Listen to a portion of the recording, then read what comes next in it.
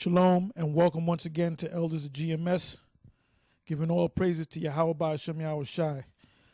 Today's topic is entitled The Pure Truth Concerning Islam. And the reason why I'm doing this this little breakdown is because someone had sent a message asking to go into this particular topic so they can get a better understanding, just in case they run into one of these jakes that's in the religion of Islam. We have a couple of different books that we're going to deal with. First book, this is Satan's Angels Exposed. The other book, what was the other book? Yeah, pass that to me. Pass it to me out.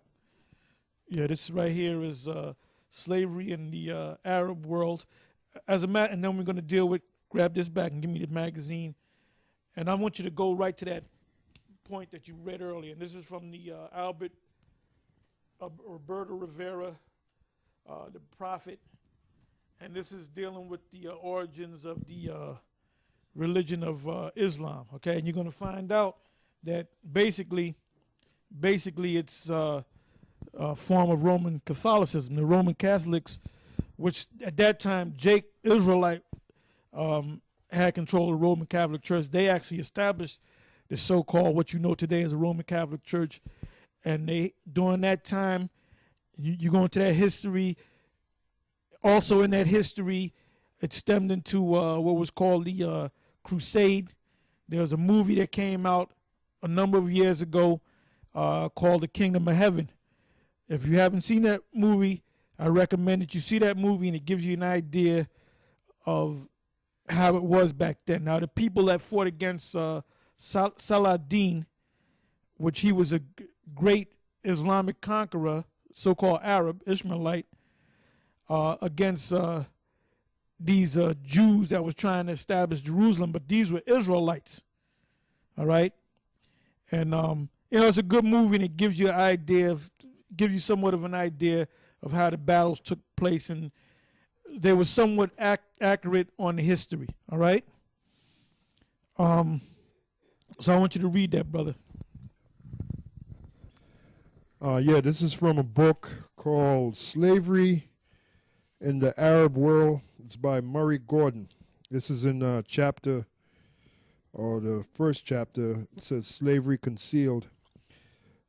This is an excerpt from this chapter. It says, in light of this, writing about the Muslim role in the slave trade could scarcely evoke bad memories about a Western tie to this trade. The trade was essentially a Muslim enterprise. Arabs hunted for slaves in the vast spaces of Africa or acquired them from middlemen to sell in the markets of the Muslim world. The existence of slavery in Muslim society, and by implication the traffic in slaves, moreover, found sanction in the Quran and in the Sharia, the body of Islamic law.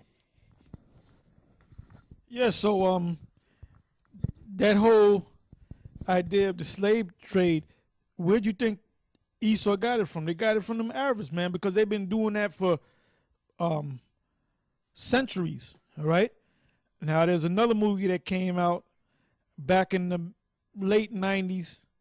I think it was 99, if I'm not mistaken. It was called Gladiator with this guy, Russell Crowe. And they showed you how he was sold into slavery. And one of the people that he got close to was a Hamite. And it shows you how it was a Stacy Keach that played. I think it was Stacy Keach that played the master. And he was doing deals with Arabs. You know, the Arab had sold them giraffes, elephants, and also sold them slaves. And he said, look, he said, you can take these slaves and you can make them gladiators. You can make money off of them. He said some you can use for living and some for dying, because some were going to die and some was going to make it. And now during the time of slavery, during that era, that was during the period of 180, 181 AD. That's right before Septimius Severus took down Esau. Now this guy, the Russell Crowe character, what was his name in the movie? Something Maximus, something. Maximus. That really loosely that was supposed to be Septimius Severus because he was living during that time. That guy never exists. Now the king's name, I know the son's name was Commodus. He actually lived, and his father, Marcus Aurelius, he actually lived, because he was the emperor or the Caesar at that time, and his son became the Caesar after him. All right. Now this guy that they had this love for, he was really supposed to be Septimius Severus, the one that actually took down the Roman Empire, and that's when Jake came in. And then later in history, that's when Constantine came into power, all right, through his father, Constantius. What's the name of that statue, that famous statue? The quarter. No. There were tetrarchs, but there were the 4 tetrarchs. I have the book, but I'm not going to go looking for it. Right, one of them was Diocletian. It's a green book. That green book. One was Diocletian. The other one was Constantius, which was the father of Constantine. You have Maximilian, and you had what was the other one? Right, that's it. Now it's in this book right here. Speak for a minute. Right, and those were all Israelites, so-called black men that were ruling throughout Europe. You know, so you had different time periods where you had the actual Japhites, which were dark-skinned men that ruled in Europe. Those were the Picts. By the way, another good movie. We watch a lot of movies too, and we watch a lot of period pieces. There's a movie came out. You can probably get it on DVD. I mean, if you look around the net, you might get lucky and get parts of it or whatever. It's called Centurion, and basically the movie was centered around the Romans fighting against the Picts. Now the Picts, they had Edomites playing the Picts, but the Picts were actually the sons of Japhet, which they don't go into a lot of history on, which they were trying to get their land back, their kingdom back from them Romans. Right, you know, so you had them people that ruled. You know, see, because you got guys that say that Japhet is a so-called white man. That's bullshit. They don't know shit. Right, What do they know? right. You know, so those, you know, you had different time periods in the history of Europe. So, anytime you come across a Jake that says he's an Israelite and he says that Japhet are the sons of the Edomites or the white man today, that's basically a romper room Israelite. Okay, you ain't gonna learn nothing from a romper room Israelite. Okay. But anyway, I found the actual picture, and you can read it because the letters are small. Want me to read the caption? Read the caption. Okay. The caption. This is a book called "Art of the Byzantine World" by Shugwil, and this is the caption says Diocletian and his co-regents, group of tetrarchs, profile, height 51 and 1/8 inches, from Constantinople, south side of fascia of St. Mark's, Venice. Yeah, and this right here, one of them, they name all 4 of them. Diocletian. Read the list. Right here it says, in the year 292, the Emperor Diocletian established. 292. All right. Now that was 100 years, a little bit more than 100, about 100 years after Septimius Severus. Okay, so that made sense. Now, if you go back 100 years, about the time when they made that movie Gladiator, that was about that time. Okay, because Aurelius, that was his name. What was the name of the Russell Crowe? I keep forgetting his name. What was his name? I'm sorry, Maximus. That was supposed to be a young Septimius Severus.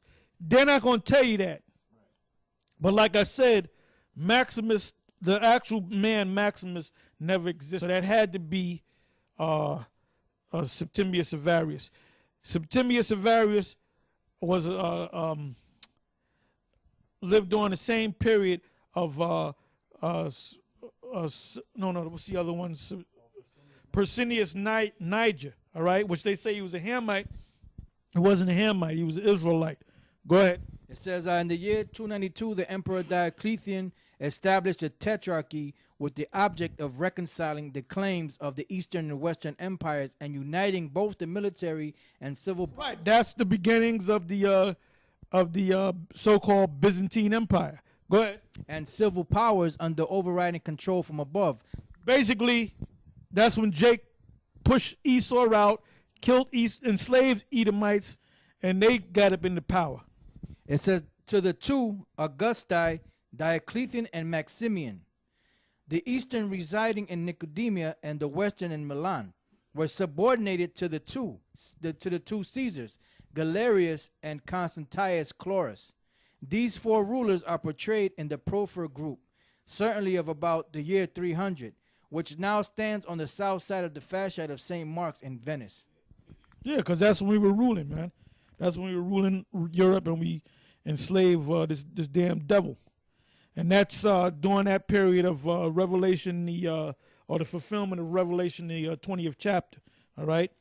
When that great dragon was chained up for 1,000 years. Well, that's what it's talking about, okay?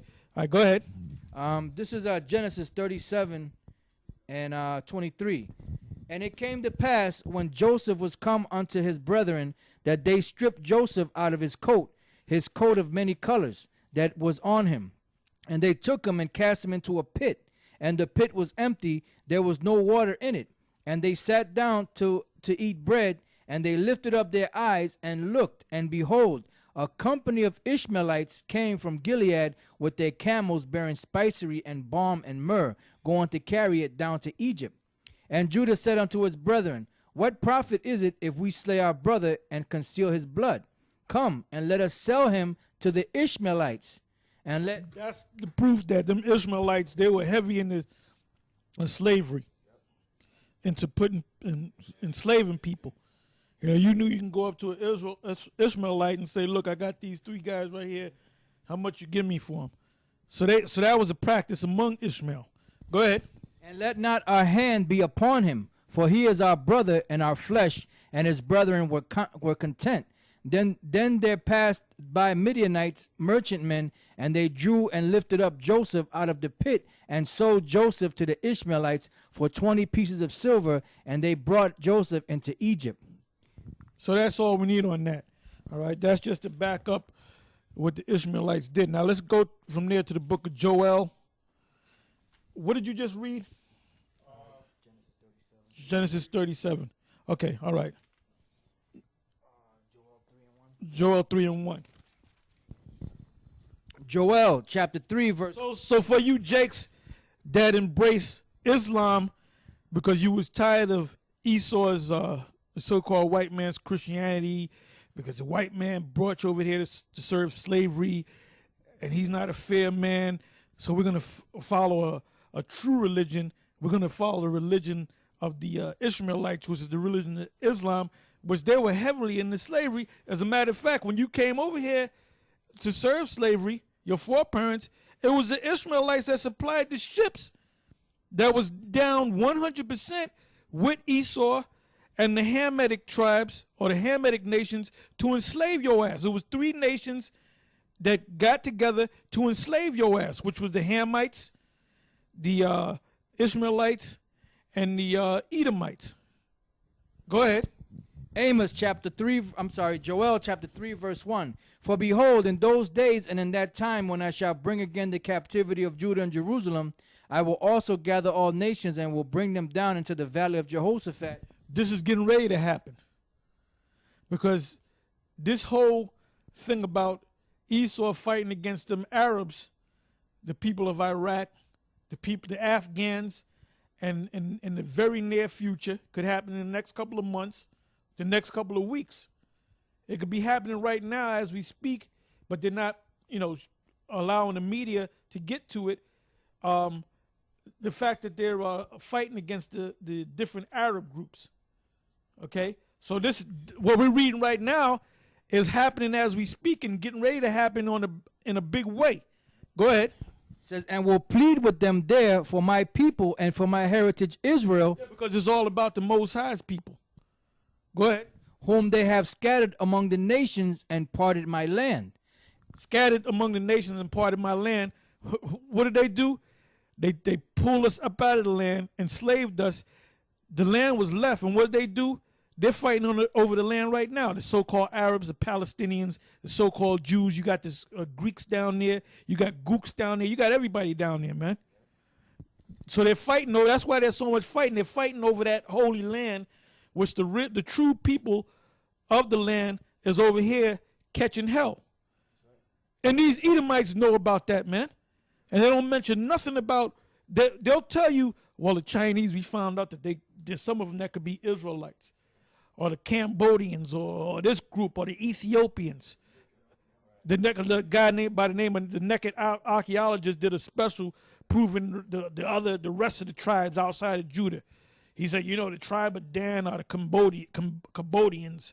The tribe of Levi are the people of Switzerland and all that BS. Go ahead. Oh, man. And when that thing came out, I wanted to actually go down to the office and catch his ass coming out that damn building. I was going to use a thing called ambush journalism. And you don't see them no more. Because we get mad. They know who we are. Because they'll say everybody on the planet Earth can very well be a Jew, except for who the real or Israelite, except for who the real Israelites are. We're all over the country. We're all over the world. You got CNN, you got Euro News, you got all these different news, and then you got news companies on top of news companies, man. They don't even need the TV no more. They got the internet, man. RT is exclusively, well, they're on TV as well, but they're on the internet, man. But nobody says anything about who the so-called Negroes are, who the Puerto Ricans are, the North American Indians, where'd they come from.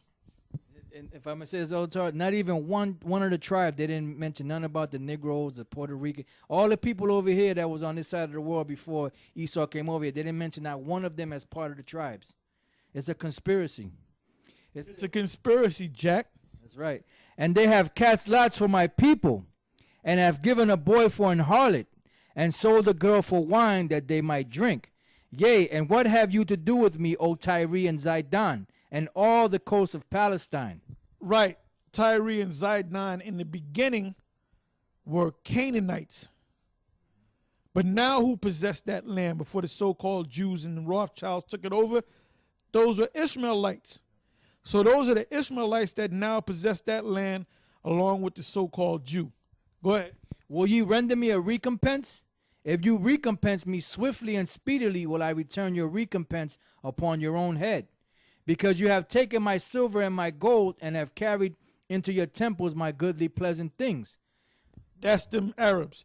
If you were to go to the Metropolitan Museum of Art on, it covers Fifth Avenue between, 83rd Street and like 86th Street.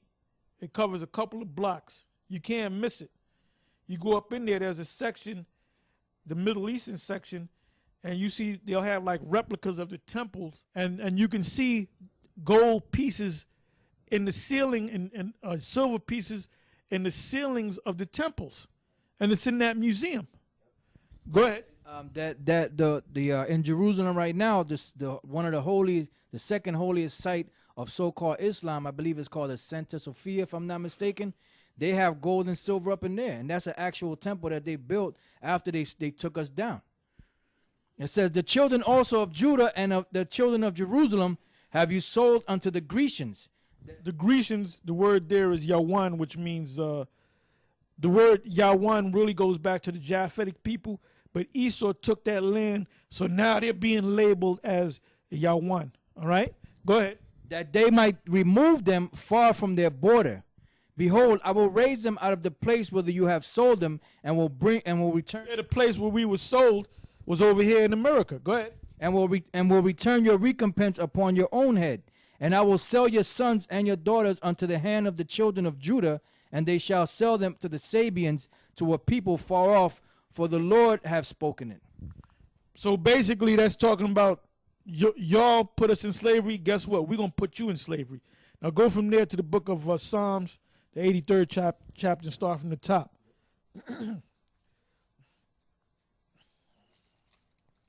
And then we're going to show you in the book of Genesis how the Most High gave the blessing. The blessing was given from Abraham, Isaac, and Jacob. Even though the firstborn son of Abraham was Ishmael, Ishmael received the blessing, but he didn't receive the promise. He didn't receive the top blessing, which was the kingdom of heaven, the title of the chosen people of the Most High, Yahweh Hashem Yahweh Shai. Go ahead. This is Psalms chapter 83, verse 1. Keep not thou silence, O Most High, hold not thy peace, and be not still, O power. For lo, thine enemies make a tumult, and they that hate thee have lifted up the head. Yeah, you're supposed to pray against Ishmaelites, Edomites. You got Jake's praying for Ishmaelites. Go ahead. It says, they have taken crafty counsel against thy people, and consulted against thy hidden ones. They have said, come, and let us cut them off from being a nation, that the name of Israel may be no more in remembrance. For they have... And they thought they accomplished that.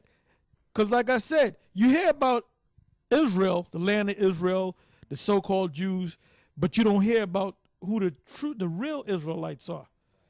They kept that out the news. But thanks to the internet, we've been pushing that word out. That's why they're trying to do away with the internet altogether, or to control it. They don't want that truth to come out, but you're not going to stop this truth. Like I said, 2011 is going to be a major year. Oh, and by the way, just the other day, Bernanke, and I got it on video, it'll be put up, Bernanke, before Congress, they basically wanted to know when this financial crisis was going to be over with. And basically, now he's a devil. He came out and told the truth. He said, look, don't expect anything to happen for about the next 4 or 5 years. And that's what he said out of his own mouth. Meanwhile, around the same day or day before or day after, Monkey Boy, Barack Hussein Obama, said that everything's getting better. You don't listen to Monkey Boy. Monkey Boy don't set the price of the Federal Reserve note. Monkey Boy does not raise or lower interest rates. All right. When you deal what makes jobs, create jobs, what creates booms and depressions is who controls the money system and the currency, which the head of that is a Bernanke.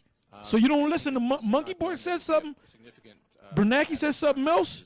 You better, when it comes to money, finances, jobs, business, boom or bust, you better listen to Bernanke. Continuing to be very exactly. And very worrisome. Go ahead. It says, for they have consulted together with one consent. They are confederate against thee. The tabernacles of Edom, which we all know who the Edomites are, and the Ishmaelites. And number 2 is the Ishmaelites. The Ishmaelites. Okay, so we don't have to read no more on that. Now let's go to Genesis, the 17th chapter, the 15th verse to the 22nd verse. Let's see who the Lord blessed to be the chosen, his chosen people. Go ahead. Genesis chapter 17, verse 15. And the Most High said unto Abraham, as for Sarai thy wife, thou shalt not call her name Sarai, but Sarah. Sarai, you got Sarai, then you got Sarah. Before she was known as Sarah or named Sarah, her name was changed. Her name was Sarai. Let's break those words down since we're dealing with the Hebrew now. The word Shah means prince. The word Shara, there's a ha at the end of Shah. So you got the word Shah, prince, one syllable. You want to make it princess? You take the word Shah, all right? And you take the last letter, you make it another syllable, and you add a ha to it. So the word becomes Shah Ra, which means princess or feminine prince. The word prince means Shah, which is a Shah, spelled Shah Ra, which is S-H-A-R, Shah. Shah Ra is S-H-A space R-A-H, Shah Ra. Okay, go ahead. Right, it says, but Sarah shall her name be, and I will bless her. And by the way, Sarai, the word Sarai is Sharaya, which means my princess. So Abraham said, this is my princess. So the Most High said, you're not to call her your princess or my princess. You are to from now on call her princess. Go ahead. And I will bless her and give thee a son also of her. Yea, I will bless her, and she shall be a mother of nations. Kings of people shall be of her. Now, it ain't talking about all these different nations. It's talking about Israelites. Read that again. It says, and I will bless. For you dumb, stupid idiots out there. Go ahead. It says, and I will bless her and give thee a son also of her. Yea. Who's that son? It ain't Ishmael. It's Isaac. Go ahead. Yea, I will bless her, and she shall be a mother of nations. Kings of people shall be of her. It ain't talking about Isaac had two sons through Rebekah, Esau and Jacob. It ain't talking about Esau. The kings that it's talking about is the sons of Israel. Esau also received the blessing too. But like Elder Tar said earlier, he didn't receive the promise. It says, then Abraham fell upon his face and laughed, and said in his heart, shall a child be born unto him that is 100 years old? And shall Sarah that is 90 years old bear? And Abraham said unto the Most High, oh, that Ishmael might live before thee. And the Most High. So these dumbass Arabs says, see, this is what Abraham said. He said, oh, that he wanted Ishmael. But the Most High said different. Don't give a damn what Abraham said. Abraham's not over the Most High. Go ahead. And the Most High said, Sarah thy wife shall bear thee a son indeed, and thou shalt call his name Isaac. The reason why it was called Isaac, Yatazakak, is because the word Isaac means laughter. Because what did Abraham do? He laughed. He said, I don't believe that. And then Sarah also laughed. Go ahead. It says, and I will establish my covenant with him for an everlasting covenant, and with his seed after him. And as for Ishmael, I have heard thee. Behold, I have blessed him and will make him fruitful. And the Most High said, don't worry, I'm gonna give him a blessing. Go ahead.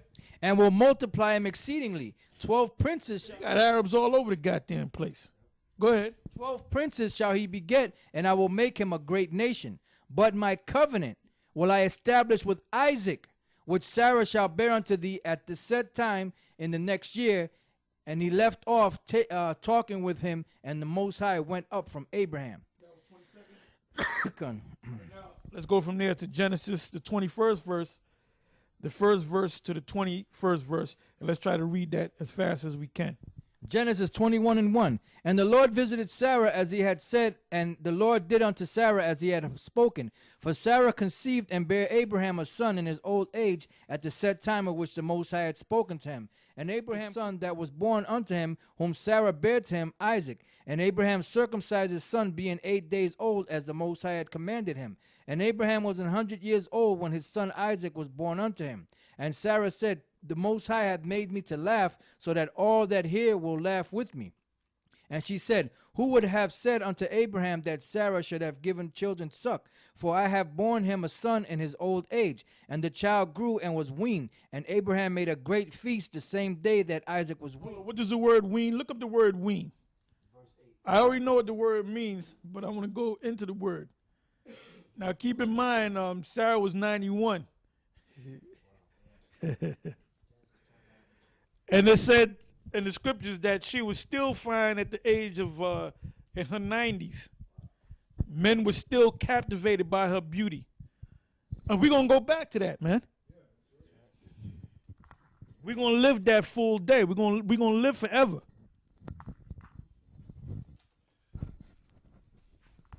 Yeah, we're in the book of Genesis 21 and 8. This is from the Blue Letter Bible. The word there is gamal. Gamal for wean, which means to deal fully with, recompense, to deal out to, due to deal bountifully with, to recompense, repay, requite, to wean a child, to be weaned, to ripen, bear ripe, to give, to do, or to show anyone good. Now, copy and paste the word wean. Copy and paste the word wean or wean and go to dictionary and see what that means.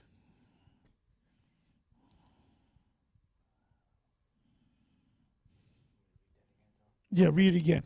All right, this is back in Genesis 21 and 8. It says, And the child grew and was weaned, and Abraham made a great feast the same day that Isaac was weaned. All right, you got it, brother?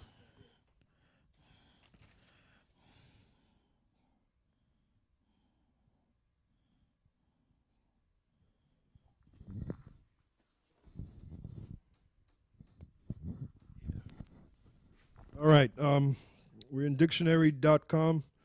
The definition for wean is to accustom a child or young animal to food other than its mother's milk. That's what I wanted. That's all I need to be. That's all you need to be, brother. That's what I wanted. How old was Sarah at the time? 91 years old. So what does it mean to be weaned? That means he was sucking on her breast, milk out of her breast, and she was 91 years old.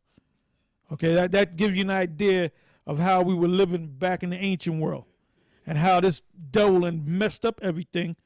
All right?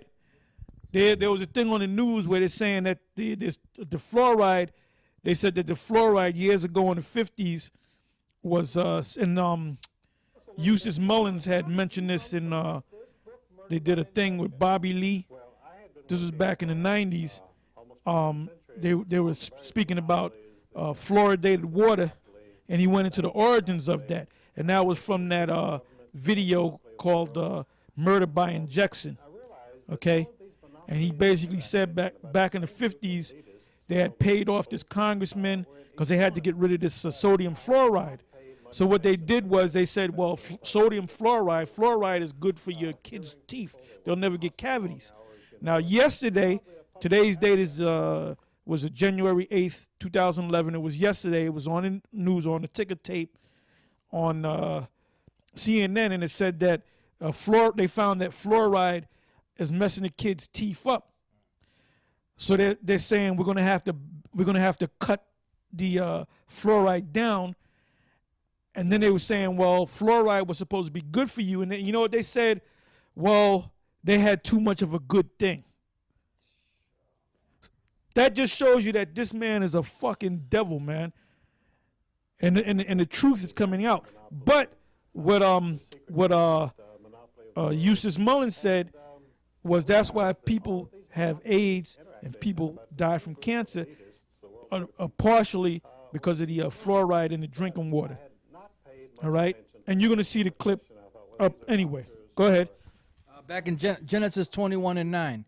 And Sarah saw the son of Hagar the Egyptian, which she had born unto Abraham, mocking.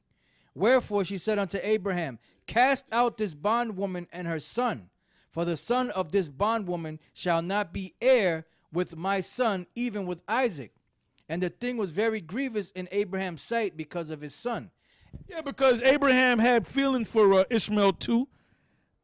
Sarah didn't have feelings for Ishmael because that wasn't of her flesh. So when she had that child, or which is Isaac, all right, she said, now I have my own son. Now I have a son that me and Abraham could call our own. So to hell with that bitch and her son, you know. We have a child. So that's showing you right there that further proof that Ishmael wasn't part of this thing. And Ishmael's not going to be sitting side by side with us in the kingdom of heaven. He's going to be under our boot right along with Esau and the rest of the nations. Okay? Is there a lot more to that that's pertinent? I guess that's the point. All right? Okay, now let's go from there to the book of Galatians, which goes hand in hand with Genesis, the 21st chapter. Galatians, the 4th chapter, the 21st verse to the 31st verse.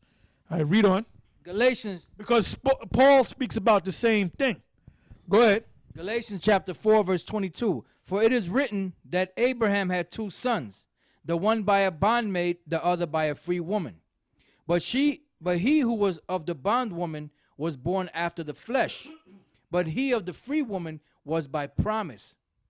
Which things are an allegory, for these are the two covenants, the one from the Mount Sinai, which gendereth the bondage, which is Hagar.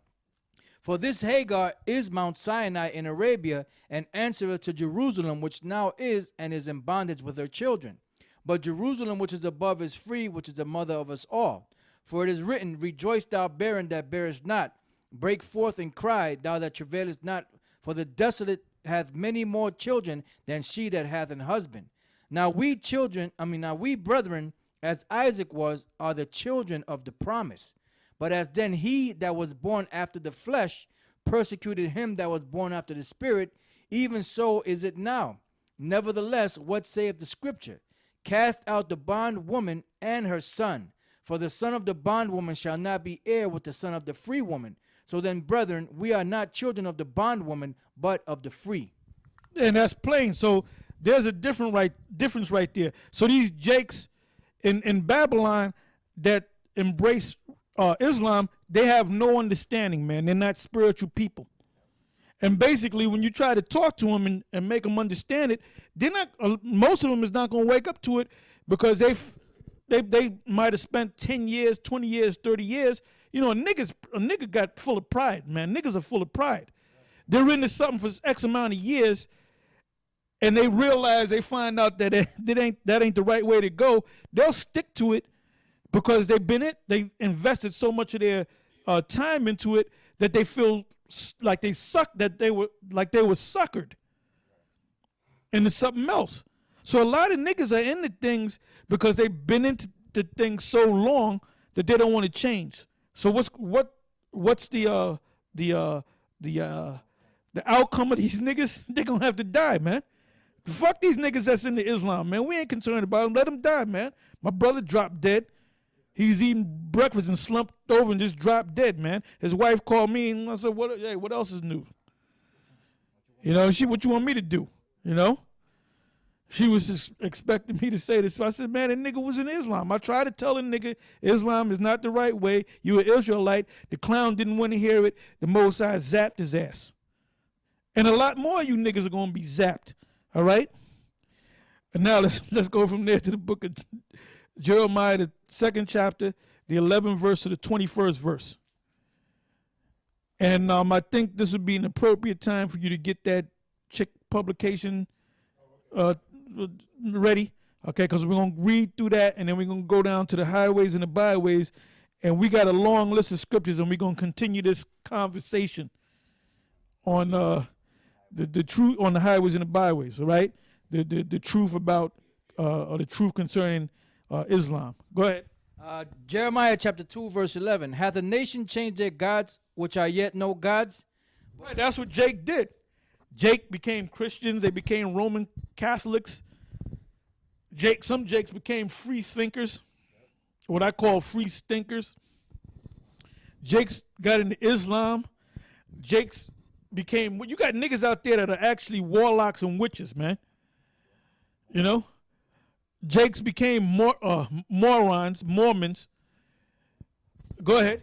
It says, but my people have changed that which does not profit. Right. Worshiping, praying 5 times a day on a dirty ass rug does not profit you anything, man. Go ahead. Be astonished, O ye heavens, at this. And then another thing, if the religion of Islam was such a avenue for blessings, who's mostly in the prison system? The Islamic niggas, man. And when we was in the tombs, man, I found out that them Islamic niggas, they run the whole cook staff. They're the cooks in the tombs and in Rikers, man. They done took the whole thing over. I mean, they cook good. There's no pork in it, or everything's kosher, you know. And so they're into that. They have their pride. They don't want to. A lot of Muslim niggas don't want to get out of the prison system.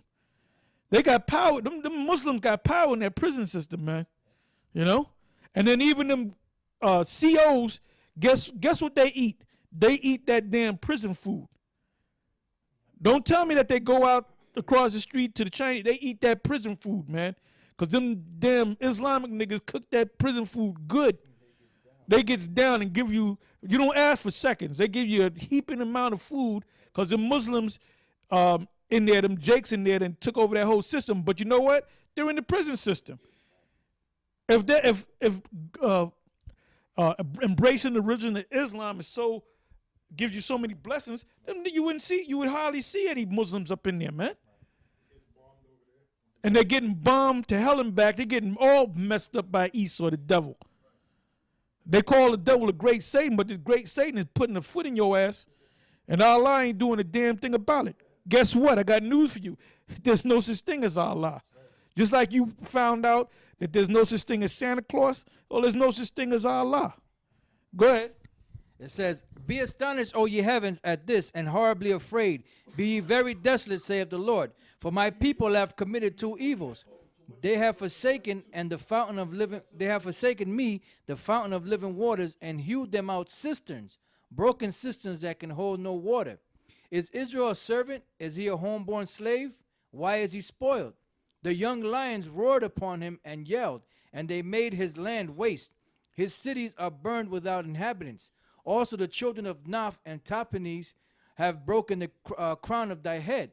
Hast thou not procured this unto thyself, and that thou hast forsaken the Lord thy power when he led thee by the way? And now what hast thou to do in the way of Egypt, to drink the waters of Sihor? Or what hast thou to do in the way of Assyria, to drink the waters of the river? Thine own wickedness shall correct thee, and thy backsliding shall reprove thee.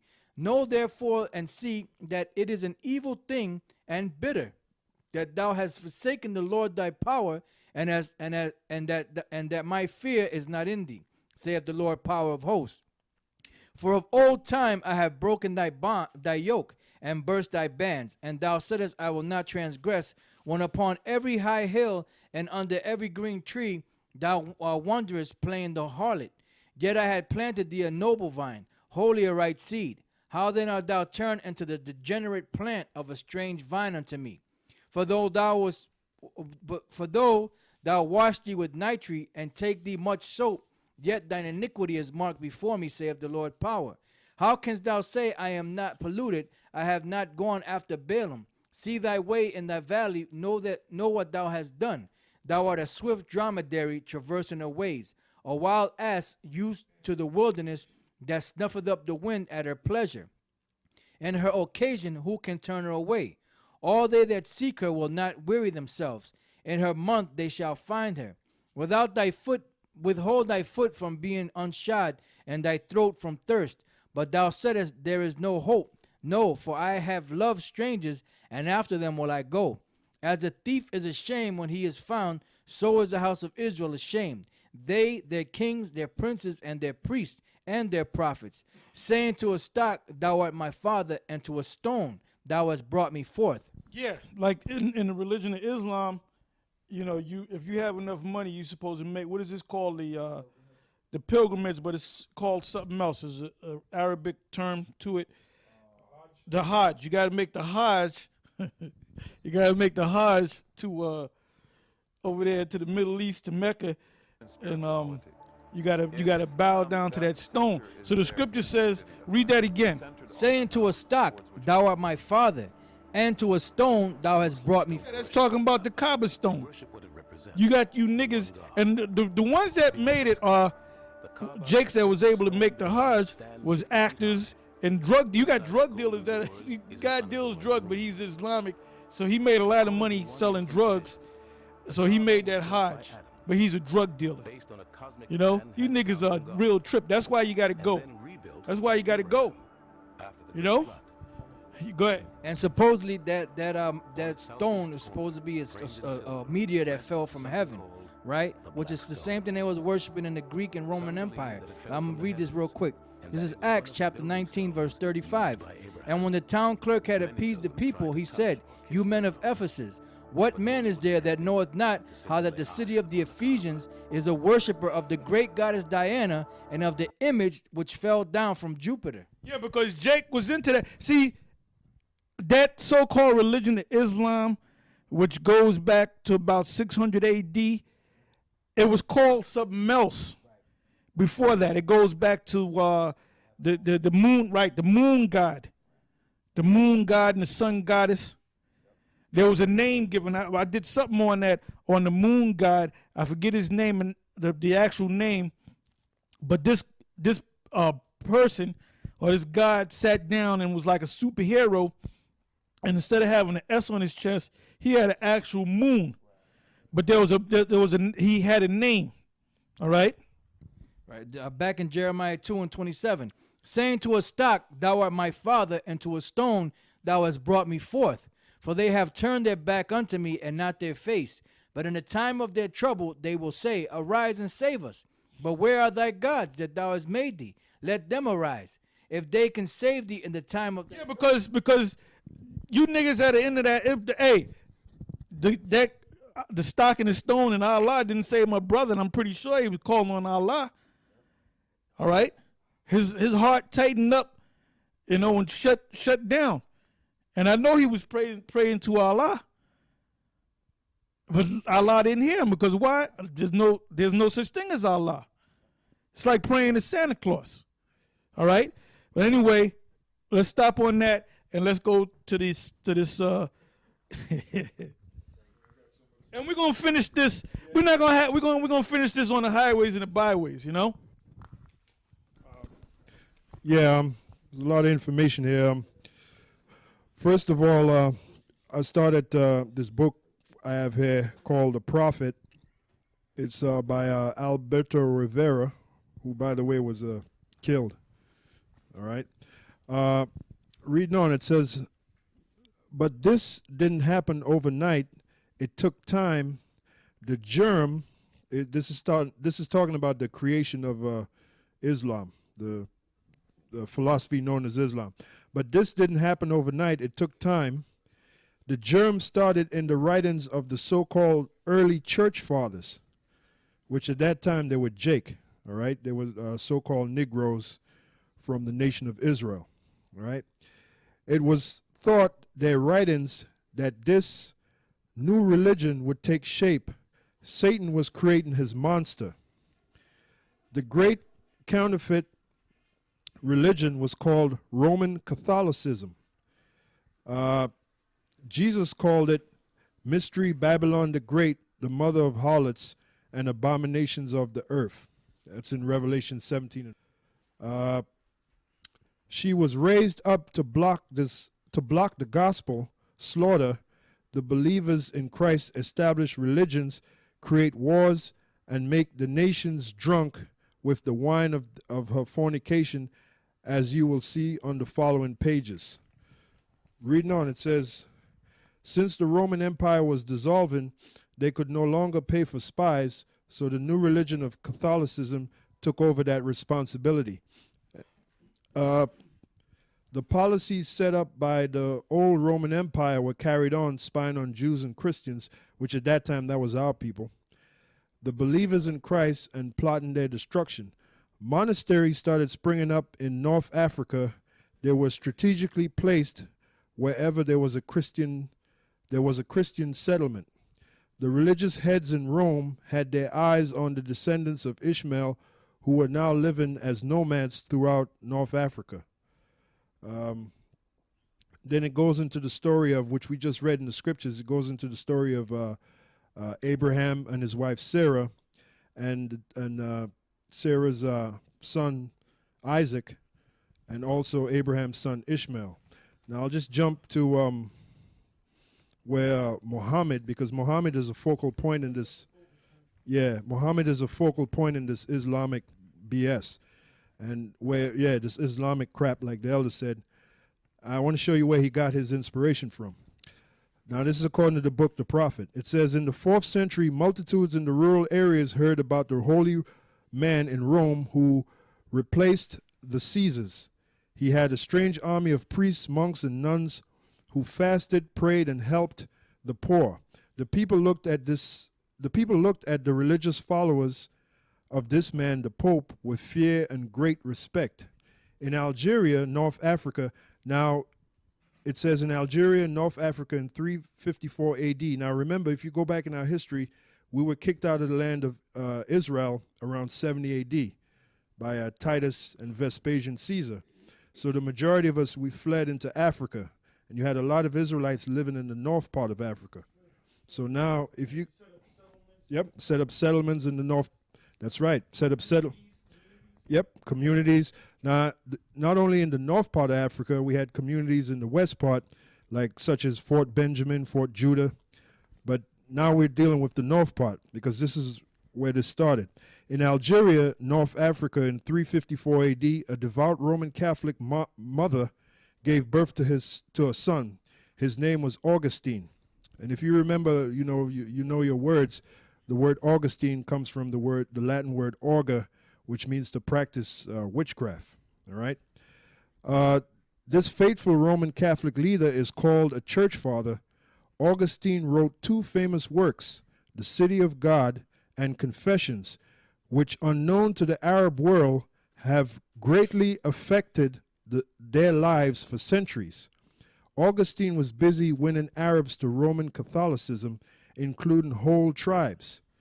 In time, spies were sent to those remote nomads who rejected Catholicism and spread the word that one day, 200 years after Augustine, around 570 AD, Muhammad was born in Mecca, Saudi Arabia. This man would change the course of world history. Reading on, it says, in time, spies were sent to those remote nomads who rejected Catholicism and spread the word that one day a great leader would appear who would gather the Arabs together. Muhammad called himself the messenger of God. He established the great religion of Islam. In less than 20 years after his death, his armies defeated the Byzantine and Persian empires, and later his armies swept into Europe. The Prophet Muhammad was an amazing man. First, I'd like to show you the Islamic religion as the world sees it. Then I'll share what, this is a quote from this guy, Alberto Rivera. Then I'll share what I learned in the Vatican, how Islam actually came into existence. You will be shocked. Now, what I want to say is this. Writings that Augustine wrote, The City of God and Confessions, those were the 2 writings that were used to prep this guy, Muhammad. In other words, Muhammad was inspired by the writings of Augustine, which Augustine was a Roman Catholic monk. All right?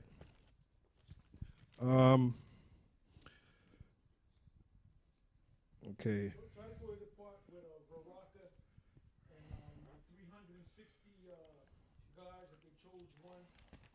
Yeah, like I said, like I said, this is a lot of information, and we're trying to bottle it all, all together so you get it in one shot. It says Muhammad was 25 years old when he married a wealthy widow, Khadijah. She was about 40 at the time. Muhammad and Khadijah had 2 sons who died young and 4 daughters. The most famous was Fatima, who married Muhammad's successor, his cousin Ali, as recognized by the Shia branch of Islam. About 610 AD, Muhammad claimed he had a vision from Allah of a majestic being whom he called the angel Gabriel, who said, "You are the messenger of Allah." This began Muhammad's career as the prophet of Allah. From this time on, Muhammad continued to receive messages which he claimed came from Allah until his death. With the help of his wife's Roman Catholic cousin Waraka, the Prophet Muhammad was able to interpret these messages. Let's see. Oh, here we go. Muhammad claims that one night, while sleeping next to the Kaaba, he was awakened by an angel called Gabriel, who led him to a heavenly type of animal with wings named Burak. When he mounted the beast, they flew to the site of the Jewish temple ruins at Jerusalem. Yep. You niggas believe in this bullshit, man. But you know what? When you run into a Jake and you question him on the origins of Islam, they don't know what's going on. Like, one of the elders has a brother that's into Islam, and I mean, if he wants to speak on it, he can speak on it, you know, real quick. And he's lost. He's just totally lost, man. All right. Yeah, that's my older brother. He claims he's in Islam. Like the elder said, he's totally lost. Now remember, see, the focal point of this message is you got to remember that Muhammad was inspired by Augustine, all right? That's what they don't tell you. And Augustine wrote those 2 books, The City of God and Confessions, which goes back to the Roman Catholic Church. So there's the connection, all right? Reading on about this Baruch character, when he mounted the beast, they flew to the site of the Jewish temple ruins at Jerusalem. Now, this is a horse like Pegasus, all right? This is a horse, supposedly a white horse with wings, and Muhammad was flying on that horse, all right? Muhammad said at the temple site, he was joined by the prophets Abraham, Moses, Jesus, and others who prayed behind him. All right. After prayer, he mounted Baruch and ascended into heaven, where he again met with the prophets and finally God himself. But you know what, man? You Negroes like you accept anything as long as it's packaged just right. You know, if you package it, you know, you can take some dog shit. If you package it right, you niggas will buy it, man. You know? That's what Jake is looking for the next big thing. That's why they had to make a whole story, a big story about this guy. They had to package him right. Just like Comfy, they had to package the nigga right. You know? He was packaged. You know, if you package something right, you niggas will eat it up, man. It's called the cult of personality. All right, go ahead. This is Deuteronomy 32:17. They sacrifice unto devils, not to the Most High, to gods who they knew not, to new gods that came newly up. Right. Comfy was a new god that newly came up. All right, read that again. It says, they sacrifice unto devils, not to the Most High, to gods whom they knew not, to new gods that came newly up. Oh, Barack Obama's another one.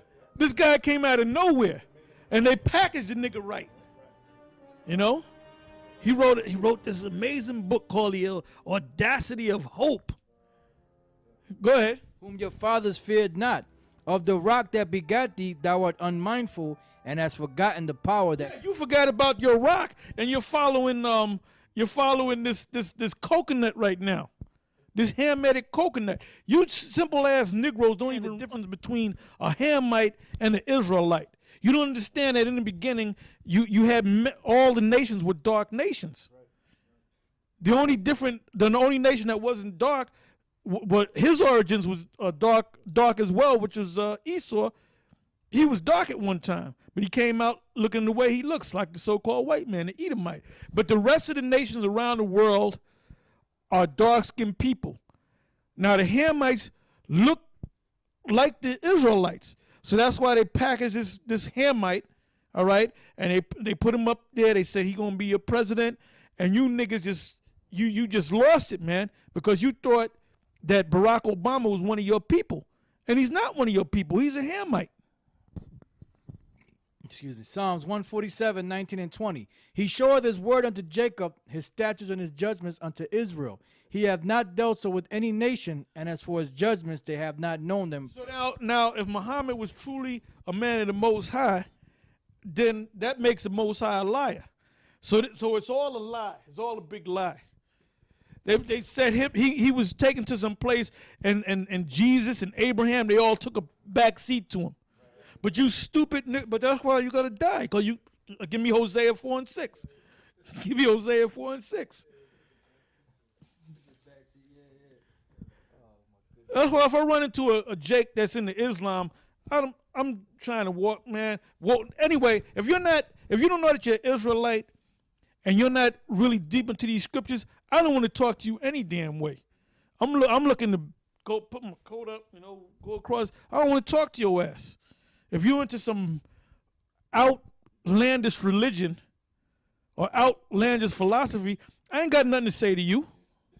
Go ahead. Hosea 4 and 6. My people are destroyed for lack of knowledge, because that's why they voted for Barack Obama, and they thought he was the greatest thing since sliced bread. That's why you niggas are in the economics and education and Islam. Go ahead. It says, my people are destroyed for lack of knowledge. Because thou hast rejected knowledge, I will also reject thee, that thou shalt be no priest to me. Seeing thou hast forgotten the law of thy power, I will also forget thy children. Jeremiah 4:22. For my people is foolish, they have not known me. They are sad as children, they have none understanding. They are wise to do evil, but to do good they have no knowledge. Yep. So now let's go on. Yeah, back to the nonsense. From the prophet. It says, after prayer, he mounted Baruch and ascended into heaven, he being Muhammad, by the way, where he again met with the prophets and finally God himself.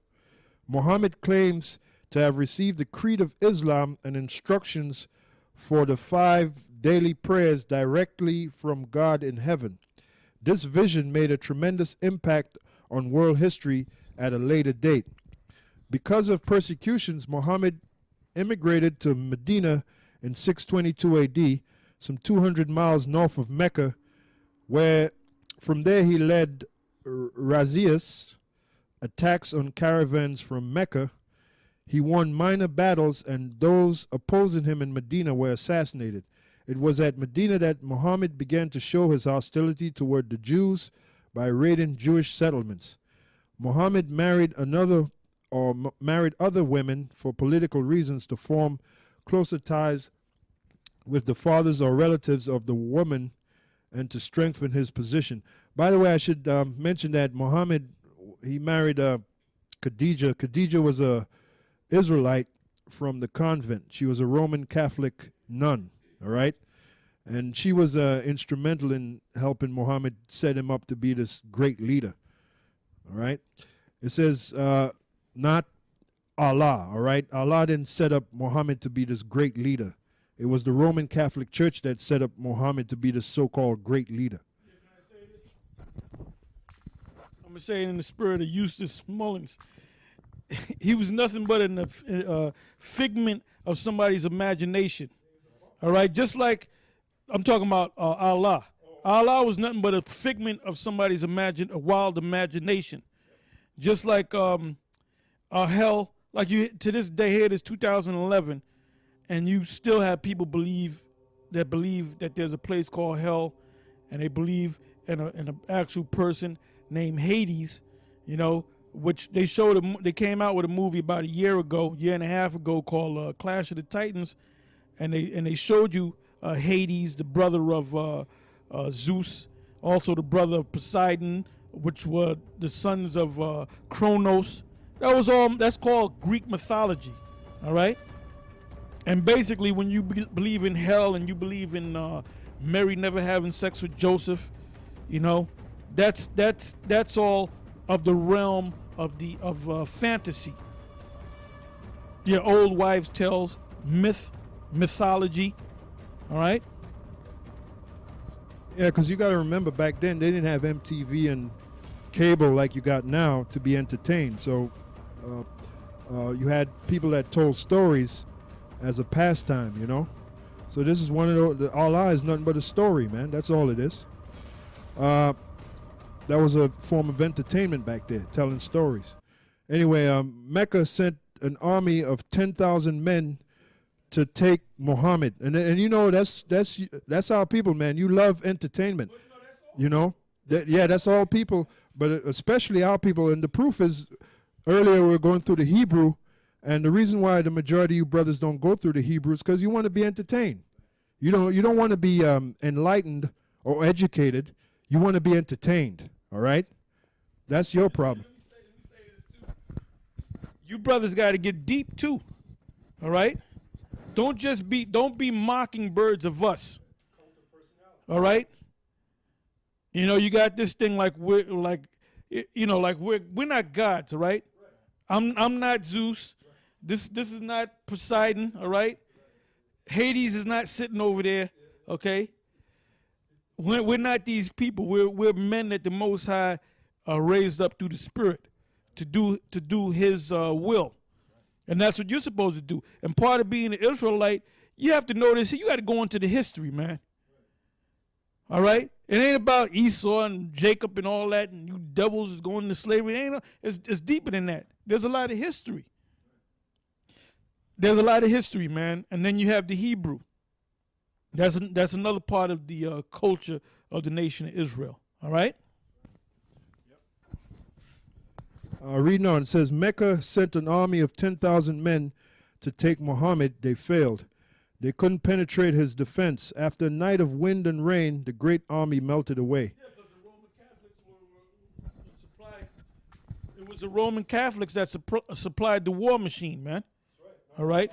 Not Allah, okay? Right, Muhammad didn't get his money to finance his army from Allah, all right? Anyway, reading on. And it wasn't Allah that married Muhammad to Khadijah so he could get this Islam thing going.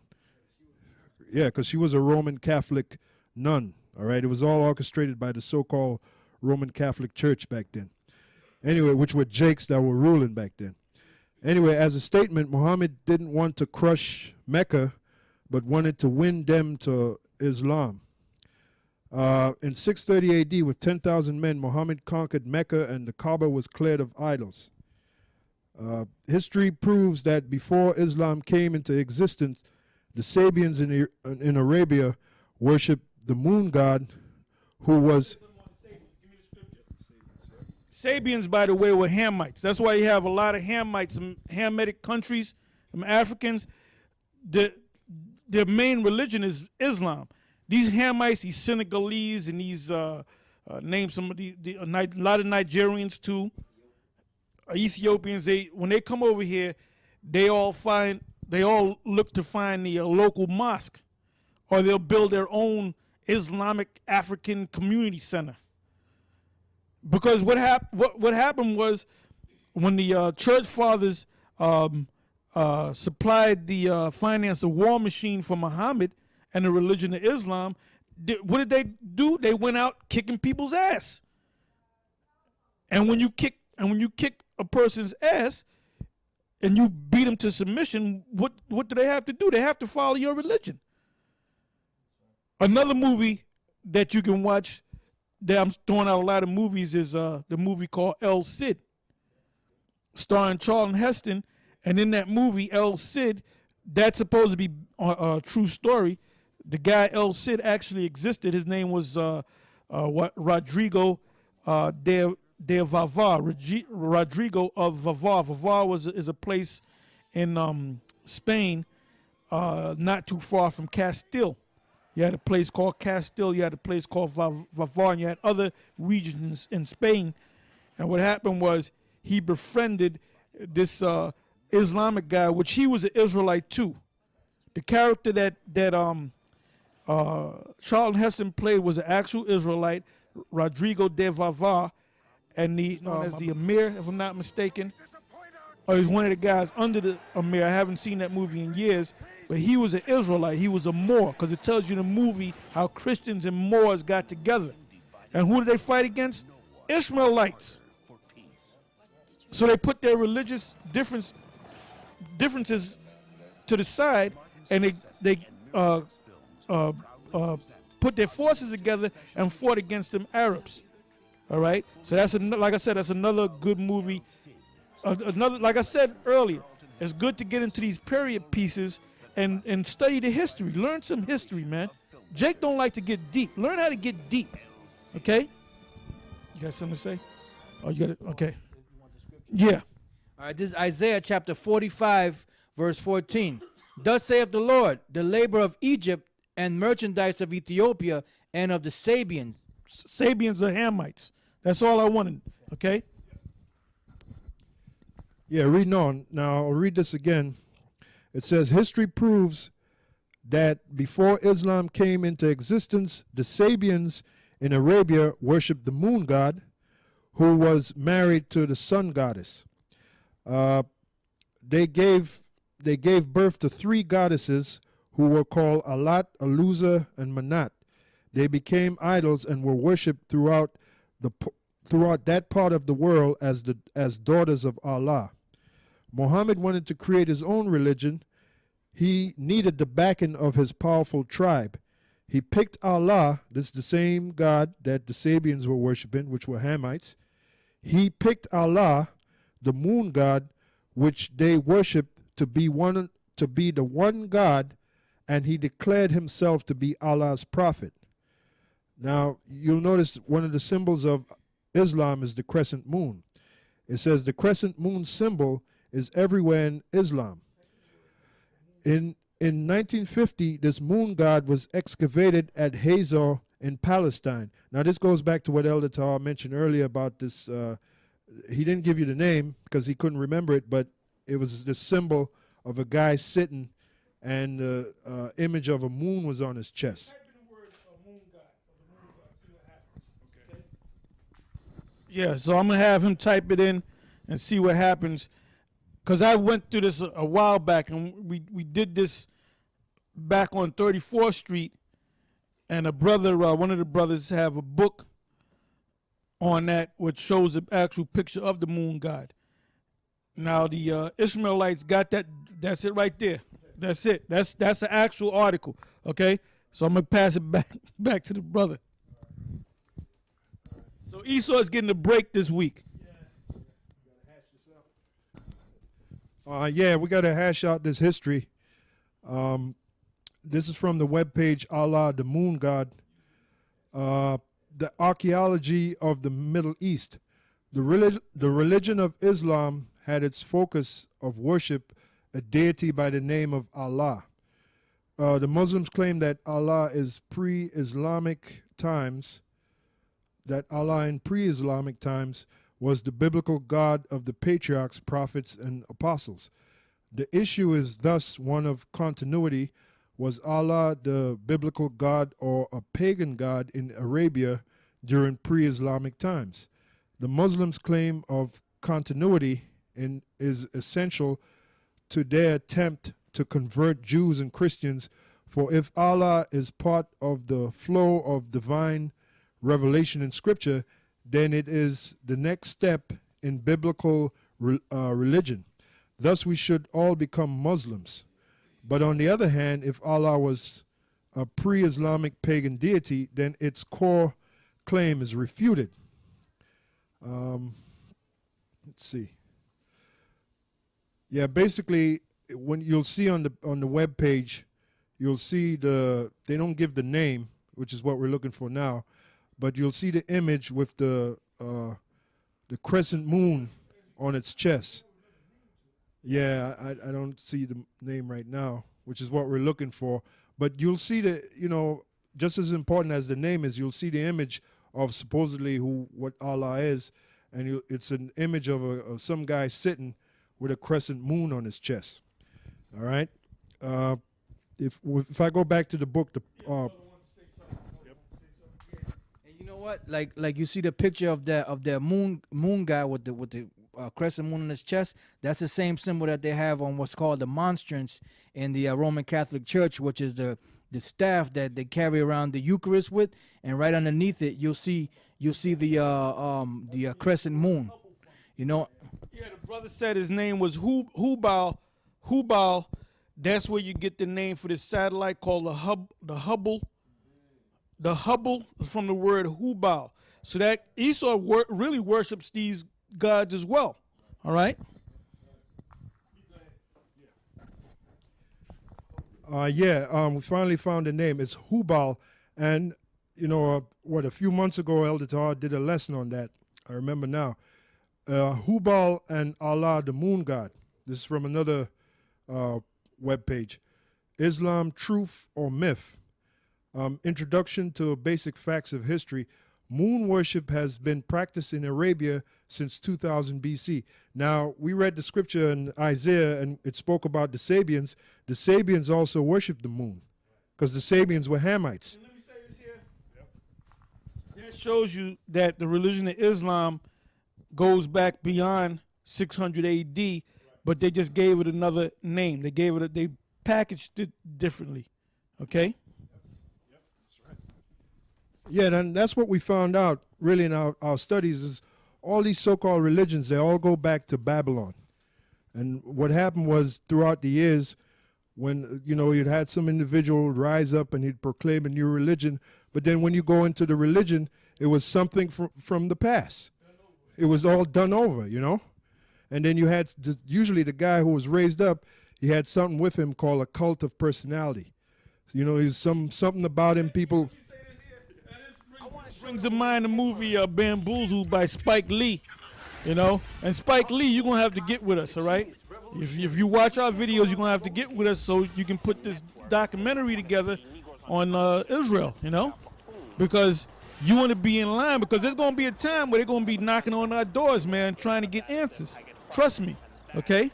But anyway, Spike Lee had made a movie entitled Bamboozled, and in the movie, in the scene, almost at the end of the movie, you had the scene with a Mantan and Sleep and Eat. Mantan was played by Savion Glover, and Sleep and Eat was played by Tommy Davidson, right? And he said I'm out of here. I'm rising up. I'm out of here. I'm not that picking any bullshit. I'm not with this no more. And then he basically said it's no different than slavery. He said, but just done all over again. Basically, it was rewrapped. All right. Then he acted like an old nigga slave. The spirit just jumped on him. He became an old nigga slave, and then he went back into being the regular nigga. Then he walked out the. You didn't see him no more in the film. Yeah, and you notice they had to, what Elder Tahar said, you notice before they had to put that sitcom together, they had to create a personality. So they got them two guys, and one guy became Sleep and Eat, which was what? A personality. Then the other guy became Mantan, which was what? A personality. And then, it works every time with you Jakes, man. You felt like Obama. Obama is what? A personality. The international bankers created Obama. They created that personality. Yeah, the international bankers, they said, what can we do to get these niggas? Our focal point is all these niggas, man. What's that guy, that black monkey, homosexual monkey? He went to Colombia. He was buddy with Big New Brzezinski. That guy. Yeah, we can get that clown. Let's wrap him up and have somebody write a book and say that he wrote the book. I don't know if he actually wrote the book. We don't think he wrote that book. The audacity of hope. The guy they just took a nigga from nowhere. Nobody knew this nigga back in 2003. 2004, all of a sudden, this guy became a senator, then went from being a junior senator to the president of the United States. And now you see the true colors of this clown, man. Okay, to summarize now, we mentioned the Sabians. The elder read the scripture. Who were the Sabians? They were Hamites. What did they worship? They worshiped the moon god. And that's the same god that Muhammad picked to back his religion, according to this reference material we're reading here. Now, if you go to this webpage, Islam, Truth or Myth, it tells you the name of the moon god, which the name was the Hubble, or the name was Hubble, which that's where you get the Hubble telescope from, which shows you that Esau, just like the Hamites, just like the Ishmaelites, all worship the moon god. All right? Now, and by the way, the moon god, the symbol was a statue with a crescent moon on his chest. Now, I'll read on dealing with Muhammad. In the Vatican briefing, Cardinal B told us the story. Now, this is Albert Rivera recanting the story or the creation of Muhammad and this religion. A wealthy Arabian lady who was a faithful follower of the Pope played a tremendous part in this drama. She was a widow named Khadijah.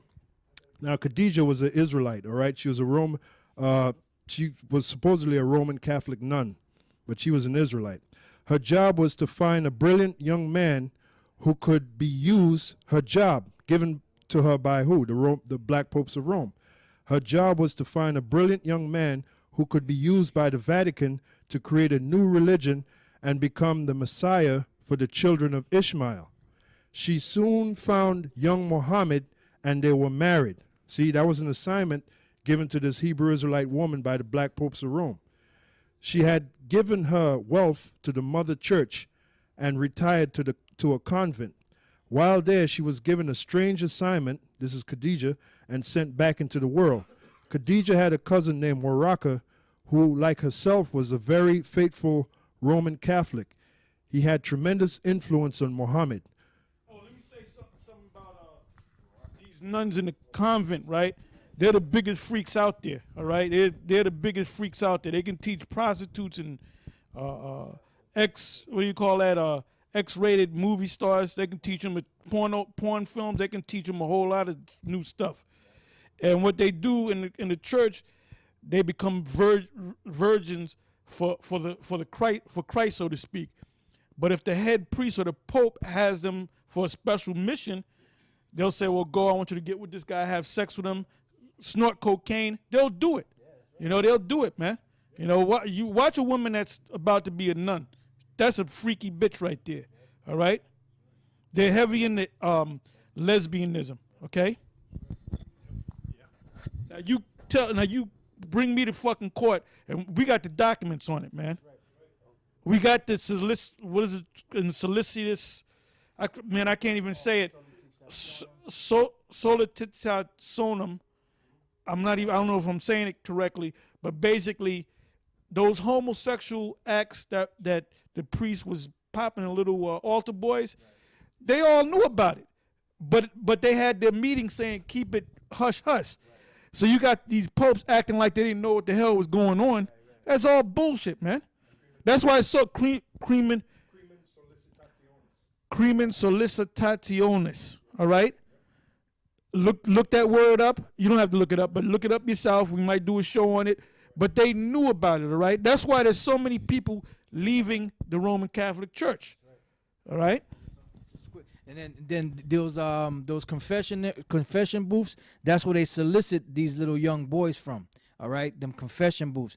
Now the book The Two Babylons by Alexander Hislop, as Elder Tara was speaking about earlier about them nuns, he goes into that whole history about how them nuns are nothing but a bunch of freaks, you know, and how sometimes the priest will lay down with them, and sometimes they'll have children, and I believe they said they sacrificed those children. Yep. Well, that wouldn't surprise me. And Khadijah, who married Muhammad, was one of them, all right? Khadijah had a cousin named Waraka, who, like herself, was a very faithful Roman Catholic. He had tremendous influence on Muhammad. So here you have this next character, Waraka, which was instrumental in shaping this guy Muhammad. All right? The Vatican had placed him in a critical spot as Muhammad's advisor. So who was building this cult of personality in Muhammad? The Vatican.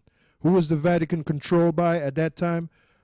Jews. Who were those Jews? So-called Negroes, black men, right? Rome had found their man, and money was no object. Teachers, wait a minute. If Muhammad is the great prophet of Allah, how come Allah couldn't give him the money? It had to be the Allah was broke. It had to be the Roman Catholic Church. Allah couldn't rub two pennies together. The hell Allah was going to do? That's right, brother.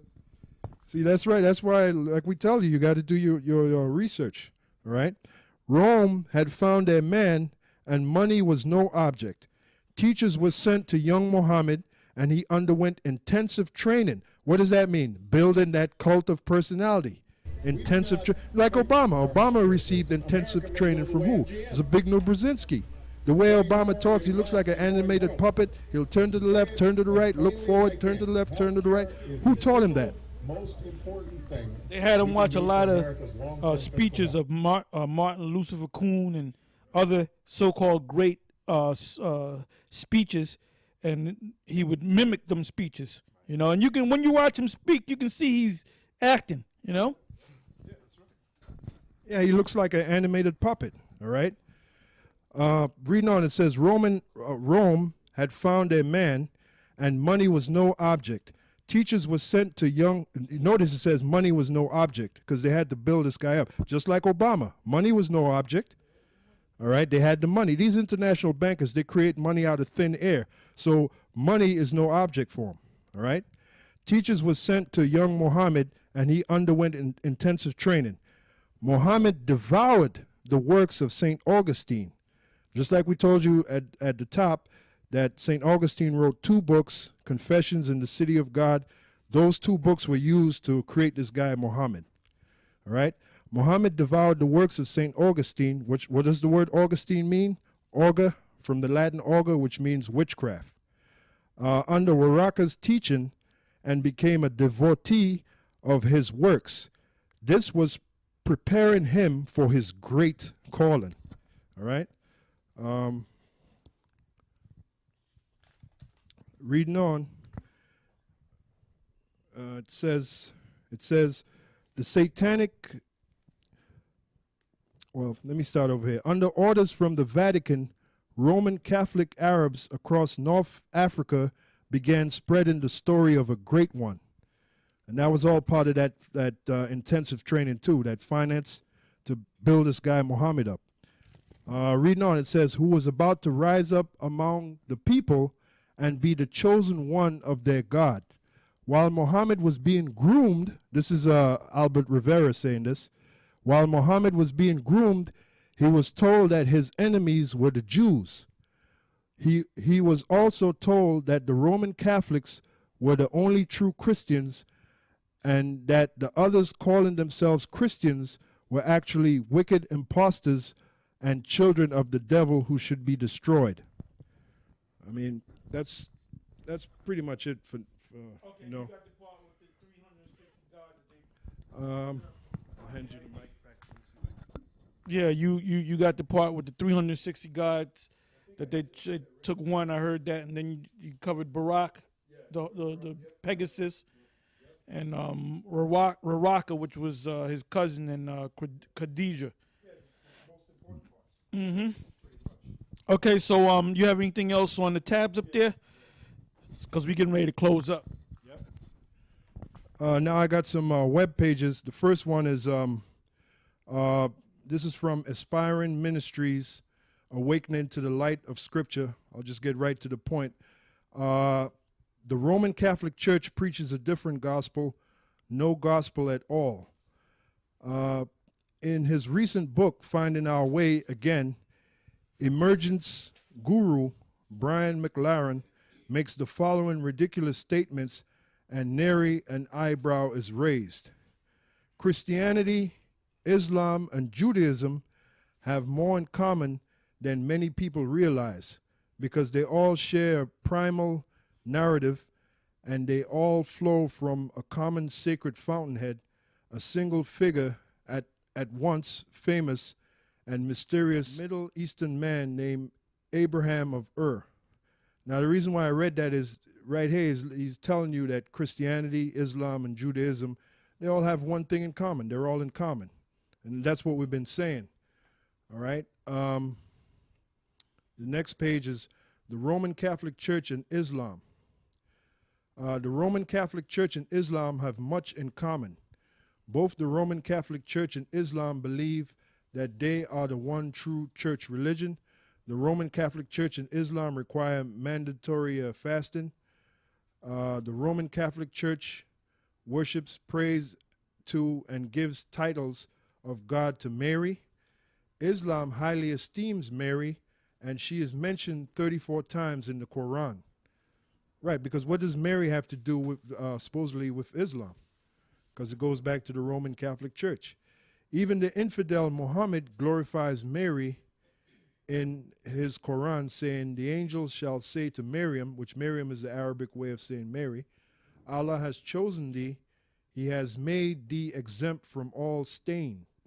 The Miriam Roman Catholic Bible. The Roman Catholic Church and Islam base their salvation on a complicated system of works and deny salvation by faith alone. The Roman Catholic Church uses a rosary for their prayers. Islam uses prayer beads. The rosary prayer beads are concepts taken from paganism. What's that site? Because you should have it on that page, man. The site that you're reading out right now, so we can read it down in the street. The Roman Catholic Church and Islam. All right, go to that. The Roman Catholic Church and Islam, and I want you to get the same exact story.